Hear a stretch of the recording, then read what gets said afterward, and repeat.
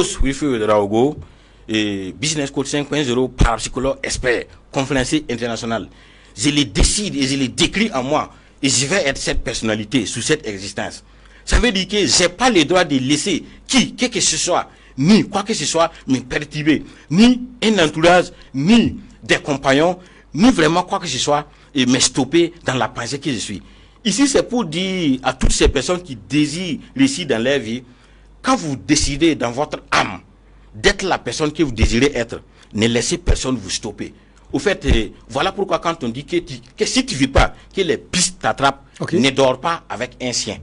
Faut en parler corrigation faut rana barangande là il faut décider d'ati nedninga et faut yama là faut chunga là faut sira pour moi décider déterminer kenga rabasti bumba yemri li faut tu faut ton pas il faut ndater ici c'est pour dire que oui, quand on décide on va, vous voyez notre président c'est comment, c'est parce qu'il est déterminé, c'est parce qu'il a un esprit qui a un impact très fort, très puissant. Notre président, nous, on ne voit pas. Expliquez-nous. Parce que c'est nous qui sommes les élèves. Ok. Au fait, ça veut dire que quand on voit ces personnalités qui ont des esprits très puissants, dont je décline ici, vous les connaissez. Ce sont des personnes déterminées. Ce sont des personnes qui, au fond de ce qu'ils ont décidé d'accomplir, ils vont l'accomplir. Oui, jusqu'au bout. Oui. Au fait, c'est ce message que je vais partager ici. C'est pour dire que nous n'avons pas droit, quand on commence quelque chose, à laisser quoi que ce soit nous influencer. Et ça rentre dans le cadre aussi de ce qu'on passe. Pourquoi? Parce que nous sommes nos propres maîtres. Quand nous sommes nos propres maîtres, c'est à nous de décider profondément qui nous voulons être. C'est là où vous dites dans la suite ici, à la page 41, ce n'est ni étrange ni impossible. Rappelez-vous que le monde intérieur est contrôlé par le je, qui est l'énergie ou l'esprit universel appelé Dieu. Oui. Nous, on comprend le jeu qui guide le monde intérieur, mais vous dites qu'il y a l'énergie ou l'esprit universel appelé Dieu. Est-ce que vous voulez dire que l'être humain est Dieu? Parce que nous, je ne comprends pas. Nous sommes des dieux. Ah bon? Je l'ai dit ici. Nous sommes des dieux. Voilà. Il faut reconnaître que toute personne sur cette existence a ce pouvoir en lui pour pouvoir vraiment être la personne qui désire être. Mais quand vous dites nous sommes des dieux, vous pensez qu'on peut vous comprendre? Bon, et je pense que ceux qui comprennent le sens de ce que nous sommes en train vraiment de faire ici, comprennent le vrai sens de ce que je parle. Ça veut dire que l'être humain, quand je dis je suis, qui suis-je? Le je qui habite en moi, qui me fait dire que je suis. C'est cette je qui me pousse à aller au fond. Vous voyez, non? Et Monsieur Bouma, vous ne voulez pas aller au fond. Vous voulez rester superficiel et permettre que des gens puissent comprendre mieux en lisant vraiment le livre. Oui, mais le message que je voulais passer ici, c'est pour dire que vraiment l'être humain possède des pouvoirs inestimables. Que quand on cherche, dit quoi? Des pouvoirs inestimables. Nous avons des pouvoirs inestimables en nous que chaque individu sous cette existence cherche à connaître qui il est réellement, arrivera vraiment à croître. Voilà pourquoi j'ai dit que la connaissance de soi, toute personne qui désire comprendre, par exemple, ce que nous sommes en train de parler, qui ne se connaît pas, ne peut pas comprendre. Mais les personnes qui se connaissent comprennent ce que nous sommes en train de dire. On peut bien comprendre pourquoi l'écriture sainte dit, Dieu, lui, quand il parle, il dit, connais-moi avant de m'adorer. C'est bon. Déjà, il est invisible. Mais nous qui sommes visibles, vous le dites, connais-toi soi-même avant de se développer. Au fait, Dieu, nous prions, nous le cherchons, nous l'évoquons. Si une personne n'arrive pas à connaître Dieu dans son cœur, quel que soit le niveau de ses prières, je pense que c'est zéro.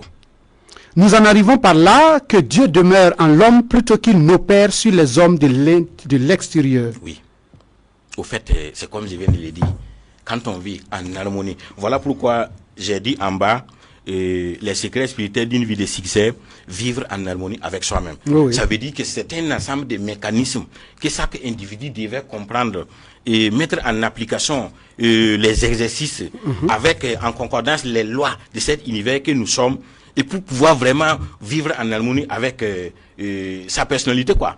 c'est pour dire que vivre en harmonie n'est pas le fait que d'avoir les biens matériaux. Non, on peut avoir vraiment ce qu'on souhaite, on peut avoir ce qu'on désire vraiment, mais en n'étant pas heureux, en n'ayant pas la paix du cœur. Mais c'est pas vivre en harmonie. Donc il y a des lois. Il faut chasser les pensées négatives. Si on va en concordance avec les lois universelles pour réussir dans la vie, il n'y a rien de tel. Et là, vous dites que le plus grand obstacle provient des idées incorrectes et fixes. Pour être en accord avec la vérité éternelle, nous devons posséder l'équilibre et l'harmonie intérieure. Oui. Ainsi, nous recevons l'intelligence. Oui. Le récepteur doit donc s'accorder avec l'émetteur. Oui. Et je pense qu'ici, même quand on part envoyer un colis, oui. Là, il y a tout un tas de codes qu'il faut s'accorder avec celui qui reçoit pour que les choses se passent bien. Oui. C'est un peu ce qui... Au fait, c'est un peu ce qu'il dit. Mais quand on dit équilibre, ça veut dire que quand tu montes trop, c'est pas bon. Quand tu descends trop aussi, c'est pas bon. Ah, d'accord. C'est mieux d'équilibrer un peu. C'est ça aussi l'humain. La balance. La balance. Dieu est équilibre. Voilà ce que ça veut dire. Et la pensée est un produit de l'esprit et l'esprit est créateur. Oui. Mais cela ne signifie pas que l'universel changera son mode de fonctionnement pour s'adapter à nous ou à nos idées. Oui. Cela signifie par contre que nous pouvons entrer en relation harmonieuse avec l'universel et une fois cette relation accomplie, nous pouvons demander ce que nous revient de droit et nous trouverons le bon chemin. Oui. Ici, c'est déjà passé, hein, l'universel, vous faites référence à Dieu et vous dites que si on arrive à rentrer en contact avec lui, on va recevoir ce qu'il y a de notre droit. Les individus devaient vivre en harmonie avec la planète, avec tous les règnes, je vais dire quoi. Nous avons pour obligation de vivre en harmonie, en symbiose, avec que ce soit les règnes animaux, les règnes végétales, nous, humains, quoi. Vous voyez, non? Mais est-ce qu'il peut y avoir harmonie quand on sait que c'est nous, on doit consommer le règne végétal? Dans la spiritualité, c'est pas conseillé. Ah, d'accord. Puisqu'il y a des lois. Ah, d'accord. Il y a des lois qui disent qu'on ne devait pas franchir. Par exemple, la loi de la maths parle beaucoup de choses. Voilà pourquoi quelqu'un qui vit spirituellement, et en tout cas, il a pour obligation... C'est pas difficile qu'on le comprenne? Bon. On va pas le traiter à la limite de fou? Bon, on peut pas... Ou bien cela même ne vous est pas déjà arrivé? Ceux qui ne comprennent pas peuvent les traiter de fous, mais ceux qui sont initiés, ceux qui comprennent vraiment comment ça fonctionne, comprennent réellement. Donc c'est pour dire que quand nous, individus, nous sommes sur cette planète, nous avons pour obligation de vivre en harmonie avec tous les différents règnes. Vous voyez, non? Nous ne devons pas polluer l'eau et couper les arbres, tuer les animaux sauvagement. Nous avons pour obligation de vivre en harmonie avec toutes ces choses. Vous voyez, non? Et là, au fait, nous communions avec Dieu. Vous voyez, non? Communier avec Dieu, c'est communier avec les arbres, c'est communier avec l'eau, c'est communier avec les animaux. Puisque Dieu, c'est pas celui qui est en haut, que les gens pensent, qui est assis sur une fauteuil d'or avec des barres blanches. Non, c'est comme je l'ai dit, quand on cherche Dieu dans nos cœurs, on ne le trouve pas. Bon, c'est pas mieux de le chercher. Et là, vous parlez aussi de mécanisme, hein, le tout est un mécanisme. Et vous dites que nous sommes habitués à examiner le mécanisme des instruments que nous utilisons pour labourer le sol. Et nous essayons de comprendre le mécanisme de l'automobile que nous conduisons, mais la plupart d'entre nous ne demandons pas mieux que de rester dans l'ignorance absolue du plus grand mécanisme qui ait jamais existé, le cerveau humain. Oui.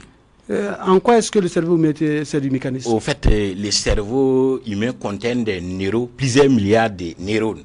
Vous voyez, non? Ok.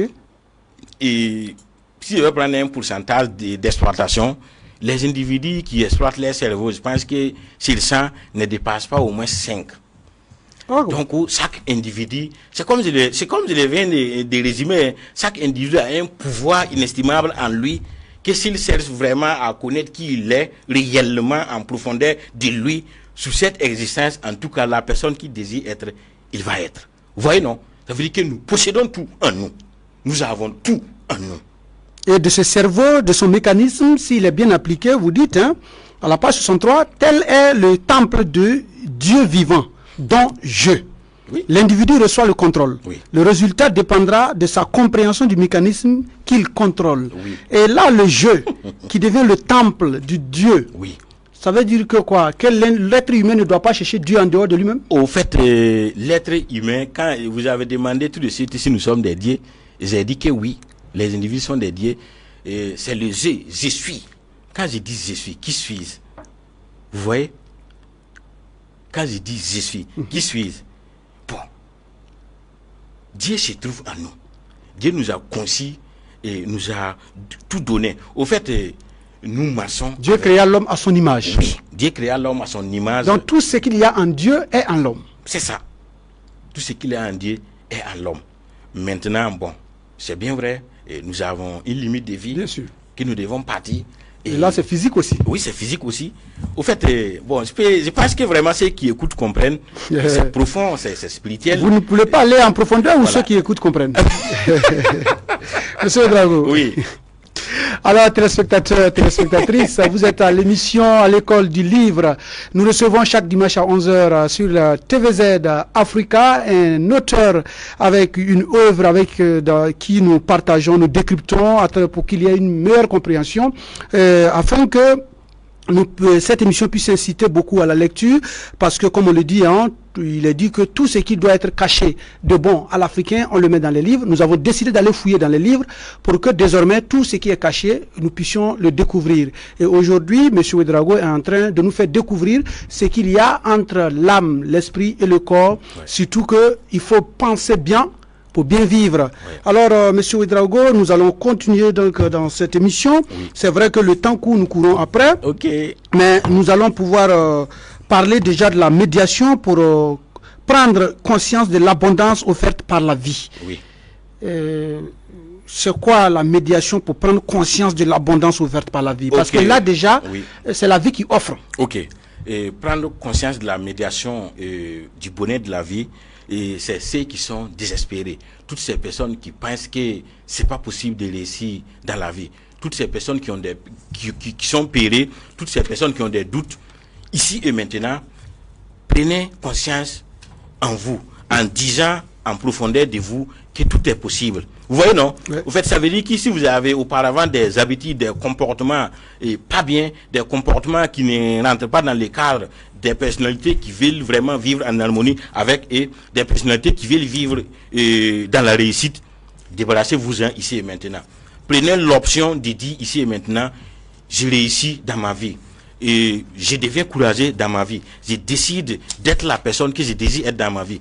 Et non qu'à implanter vraiment ses pensées, ses intentions, ses émotions, ses comportements positifs dans leur vie.